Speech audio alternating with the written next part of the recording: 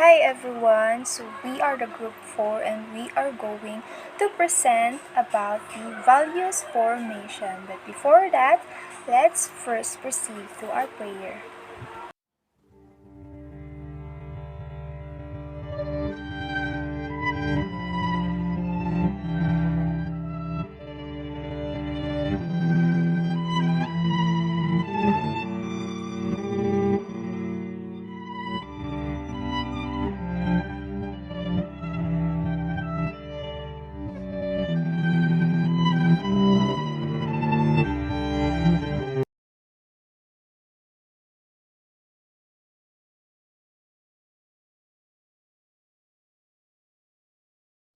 So how do you define comfort zone? So in dictionary says it's the place where you feel comfortable and your abilities are not being tested. Your comfort zone is a quick term for the things that you are comfortable doing. Comfort zones can change size. Over time, a comfort zone can become so small that we don't feel like doing anything at all. The good news is that comfort zones can also grow, and we do this by doing the opposite of how they shrink. If we pick a task that is just outside of our comfort zone, it can seem a little scary, but not so much that we find it impossible. By doing this task, our comfort zone grows to include the new thing. It can be done with any area of life: socializing, confidence, skill acquisition, fears, and phobias. And the best part is, the further you are willing to go outside of that comfort zone, the quicker it will grow. So self-limiting beliefs are the ones which have the greatest potential for impacting negativity upon you achieving your full potential. We develop limiting beliefs to protect us from future pain. Meet Jim. A nice guy by all accounts, but feeling down on his luck. There's no job in sight. He sets out every day trying to get a job with no success. Frustrated because he has the degree, the motivation, and even dresses nicely. But interview after interview, he just falls short. So what's wrong with this picture? Are there just too many people and not enough jobs? Why can't Jim find a job? And what's even more important is that Jim is ready to settle for anything. How shall I say this? Jim needs a thought and belief overhaul. There's nothing wrong with Jim except that Jim is being guided by some old limiting beliefs. Maybe he believes that he either doesn't deserve the job or that it's out of his reach, or any other limiting belief.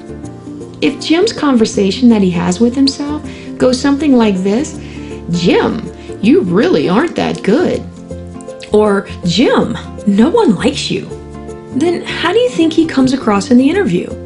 Whatever you believe about yourself is what you create. It's really not that difficult, but we make it so difficult. We kick and scream, citing it's someone else's fault or life isn't fair. When you get into that kind of headspace, it's no wonder that door after door seems to close on you. You keep recreating the same experience over and over again. The issue here is that you are in the way of yourself. And you aren't going to solve anything by beating yourself up. You have to let go of those limiting beliefs that say you aren't good enough and create new ones that say, yes, you are great, and any company would be lucky to have you because they would. If you change your attitude, the world will open up to you and you will get to choose which job you want. This applies to every aspect of your life. Good morning everyone, I am your second reporter. I am Athena M. Wuhan, and this is my topic about spend at least 1 hour in self-development and don't be afraid to make mistakes. what is self-development. Self-development can be defined in general terms as gaining information needed in person's working life, acquiring new information and skills open to the change, learning for the sake of learning, and maintaining all this knowledge through one's life. Some ways of self-improvement might include simple tasks such as reading a book, trying something new, or meditating, or even waking up early. There are so many simple, effective ways to start a self-improvement processes. So if it doesn't challenge you, it won't change you. To me, this is saying that if a situation is so normal that it offers you no challenge at all, it isn't able to change in any way, shape, or form. Stated another way, challenges are what trains us and help us improve. We human grow thrive on challenges. Some prefer smaller challenges and others aren't satisfied until they climb the highest mountain. But with the challenges came change. Whether it's discovering a new ability or learning a limitation of ability, we are changed. Always remember that obstacles are put in your way to see if what you want is really worth fighting for. My dear classmates, mistakes are a great way to learn and unlearn certain things. In fact, you get to learn the best of the life lesson while making some of the silly mistake. When you commit a mistake, it means that there's a right way to do that thing. If you are committed to achieve it, you should go out and limp to make it happen. Telepophobia is often referred as a perfectionist, and while it is considered extremely perfectionism, Dr. Gail Sass, Associate Professor of Psychiatry at the New York Presbyterian Hospital, Weill Cornell Medical College, says that more than that, it is a true irrational fear of making any mistakes. Mistakes teach us what doesn't work and encourage us to create new ways of thinking and doing. Creativity and innovation are the mindset where mistakes are viewed as educational challenges. This shift in mindset can provide positive energy for discovering something new and better. Noticing and admitting our mistakes help us get in touch with our commitments, what we want to do, what we want to be, or what we want to have. If you are afraid of making mistakes and therefore you do not dare, you will not experience anything. You are not experiencing anything new. This may lead to our complaining that your life is dull and boring. If you're not there, even a small matters, every day will look the same.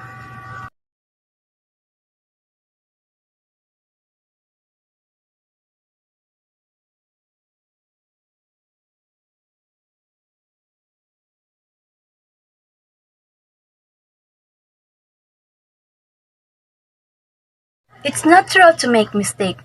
They're just wrong on the ladder to success. All people who achieve success, any kind of success, dare to try. They did mistake and they failed over and over and over again. But they were not afraid to make mistake and they did not give up. If you make mistakes, it's alright. Everyone make mistakes. Learn from them and go on. As I said earlier, all success people made mistakes, but they didn't let their mistake discourage them or deter them. This is quite simple, yet it's not easy to dare. It's not easy to ditch the fear of making mistake and maybe looking ridiculous. You have this strength within you. You only need to be conscious of it and strengthen it. Affirmations, visualization, and inner strength are the tools to do this. That's all for my report. Again, I'm Atina Wahani, and that's all for it. Hello everyone, this is Kimberly P. Berhes, the third reporter. My topic is about listen twice as much as you talk, and say what you mean and mean what you say. According to Epictetus, we have 2 ears and 1 mouth so that we can listen twice as much as we talk. Also, listening is one of the powerful tools. It is the ability to influence, persuade, and negotiate, and to avoid conflict and misunderstanding. Listening opens you to your conversation partner. A good listener is a valuable thing. So the next is say what you mean and mean what you say. Say what you mean is about consistency between one's thoughts and words. It is a plea to be honest, to truthful represent one's understanding. So in this, you need to speak your words with power, speak your truth, and say what you feel. Next is mean what you say. Mean what you say is about consistency between one words and subsequent related behavior or action. This is where the rubber meets the road. Meaning what you say implies that you can carry through with whatever limits you set forth when you say what you mean. The next is defy the odds. If you can be taught, it can be done. Defy the odds is used to describe an accomplishment or something that is seemingly improbable or succeeding in something where people thought you would fail. It means that the odds are stacked against you and it's not very likely you make it. Defy the odds also mean having perseverance and drive to keep going, to keep pushing, to keep overcome opposition and succeed.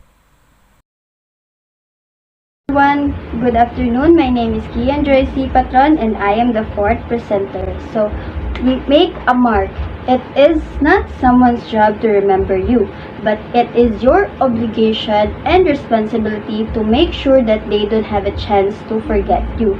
So, make a mark by doing something great to other people for them to remember you. So, I have here some video clips for you to understand more.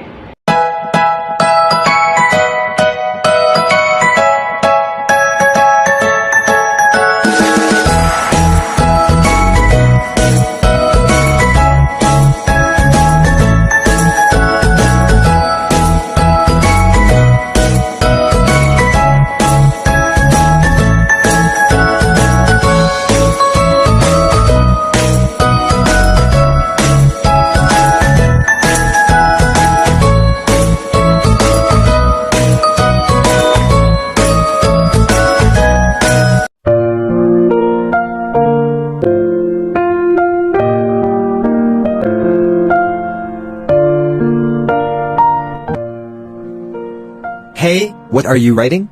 I am writing a novel. Actually, it's my hobby. That's great. It's always good to have a hobby. I am also planning to publish my novel. I have a dream to make my mark as a great novelist. Yes, you should always pursue your dreams. Our son is a very good athlete. Really? I didn't know that. Yes, just yesterday his teacher called to say that he has been chosen to represent the school this year in athletic. Wow, that's great. Yes, she even said that if he is given a proper training, then he can make his mark in athletics. Then we should make sure that he gets that proper training. So the next one is be firm. Being strong or resistant to someone and something. Firm is someone as firm like they behave in the way that they are not going to change their mind. Or they are the person who are in control. Kumbaga, may paninindigan sa salita at sa gawa.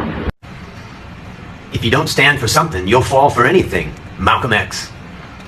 What this quote means to me is that you've got to believe in something.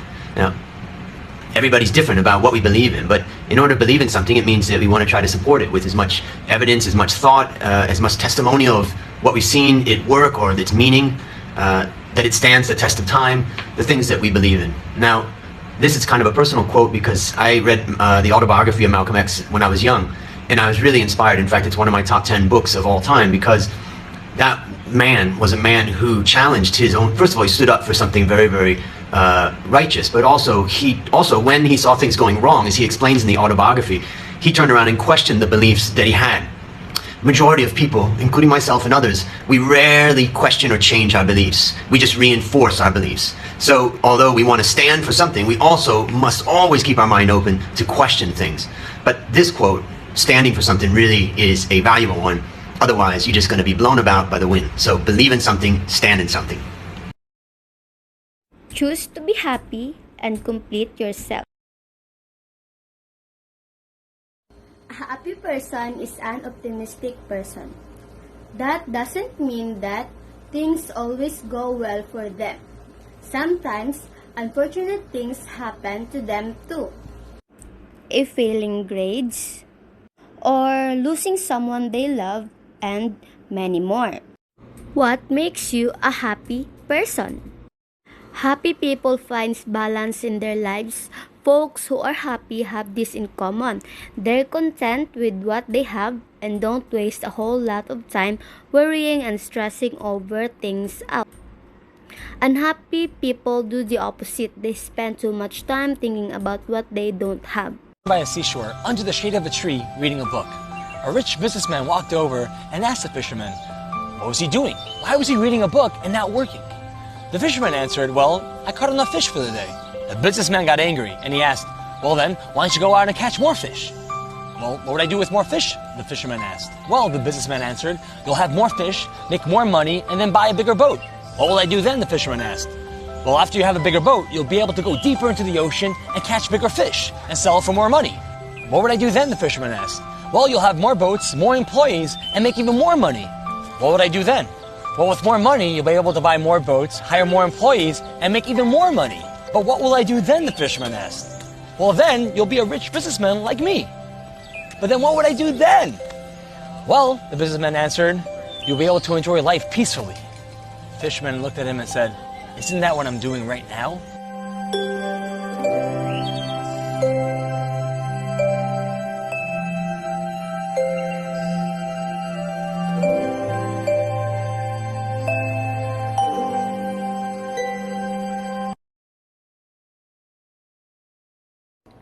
First of all, feeling complete means feeling happy and content with oneself.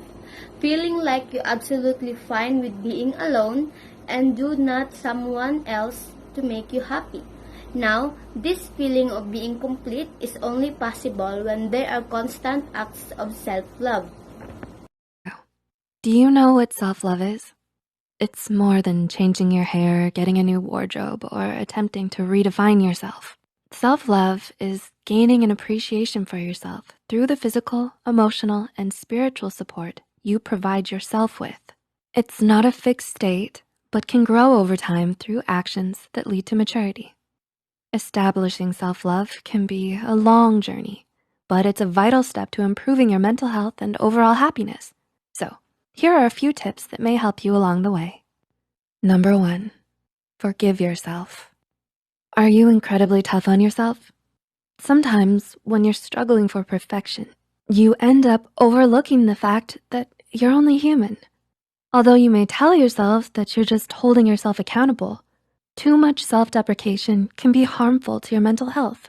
Instead, learning to forgive yourself for the mistakes you make and treating them as opportunities to grow is a step towards practicing self-love.